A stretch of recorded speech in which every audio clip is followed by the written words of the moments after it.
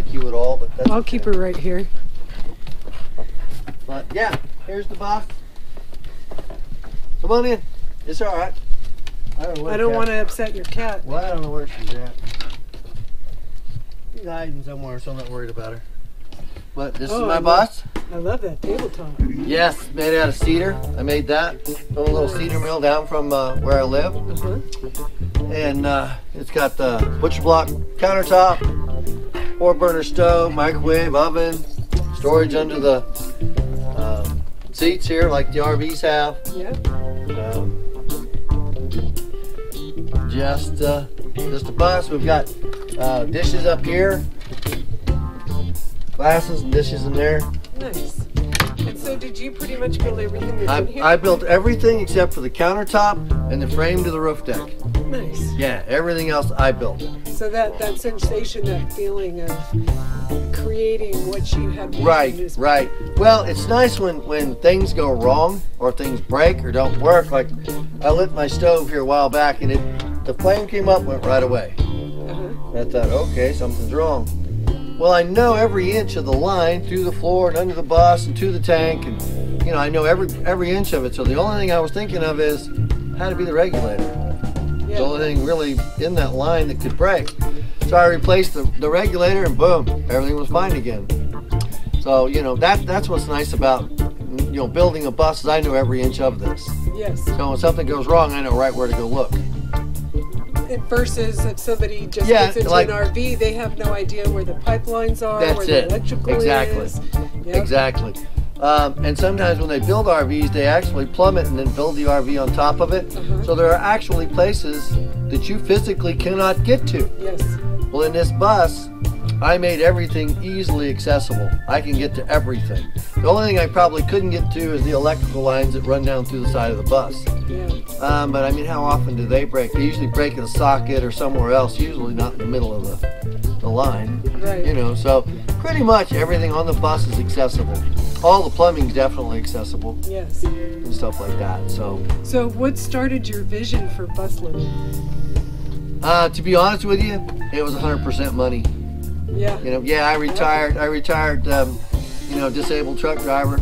I drove for 30 years. When my hips went out, I couldn't drive anymore. Oh, look at that. Kitty did not like Luna in his face. Yeah, she's checking him out, say, who you got in my bus? Yeah. What a cutie. Yeah. But it was all about money.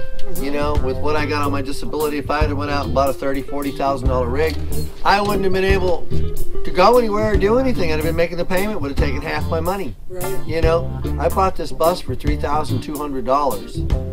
And how much did you sink into it after that? Including the price of the bus, and 1 year later, probably 15 grand.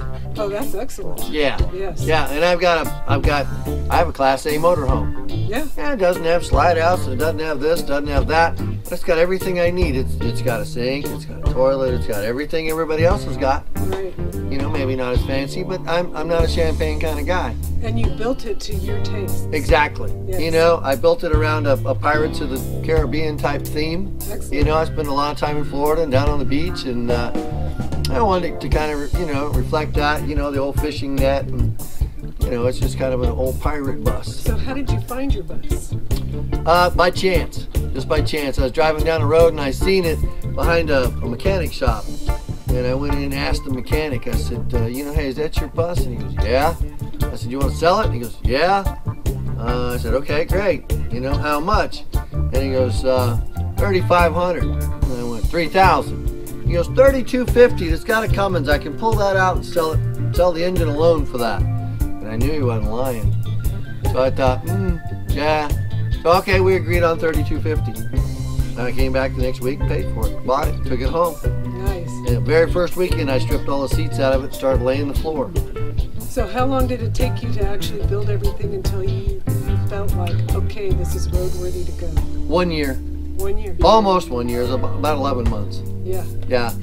And it's never really done because I'm not happy with the futon mattress. I want to get couch cushions and put in there. And there's, different things that, different things I want to do and change on it. So So, you know, it's always a work in progress. Always. Yeah, It yeah. doesn't matter if you have a bus, a van, or an RV. Right. It's always never a done. work in progress. Yeah. Yeah. I mean, even people that have RVs, you know, big Class A's that they love, you know, I mean, sometimes they go over and they stick, okay, I want to put a stick up hook here to put my towel on. Well, technically that's not done because you just did something to it. Right? You improved it in some way, you know, to suit yourself. Yeah. So, yeah. Well, in essence, I guess the house is never really done either, if that's the case. You know, you're hanging Right. pictures or whatever. But no, it's not ever really done. There's things that you're going to want to change on it. I'm not happy with the on-demand heater. You know, I think I want to step up a couple of degrees and get a better one. I still believe in the on-demand hot water. I just think I got probably an undergrade one that's not working really well, or I don't know how to work it. I don't know which, but I'm not happy with that. You know, so there's always little something that you're going to want to change on your, you know, rig. Well, thank you for sharing your rig with me. Not a This is problem. actually pretty awesome. Where did you find the flooring for this? Those are actually 1x4 slats. Then we took a weed burner and burned them for a finish. Nice. Right.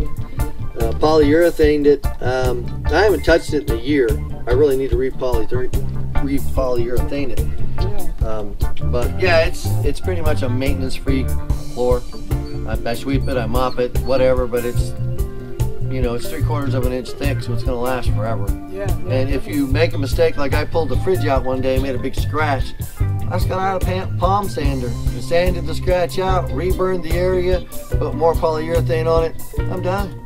That's Problem fixed. Yeah. You know, and that's kind of how I built the bus. Is a no fuss type situation. Yeah, she's not happy with Luna at all. Oh, she's getting vocal even. Look at that. This is my house, brother. This is my house. But yeah, you know, so What's your kitty's name? that's Cheddar. Cheddar. Cheddar What a great cheese. name. Oh, she's all kinds of mad. Yeah. But yeah, thanks for coming by. Thank you for inviting me in. Not a problem.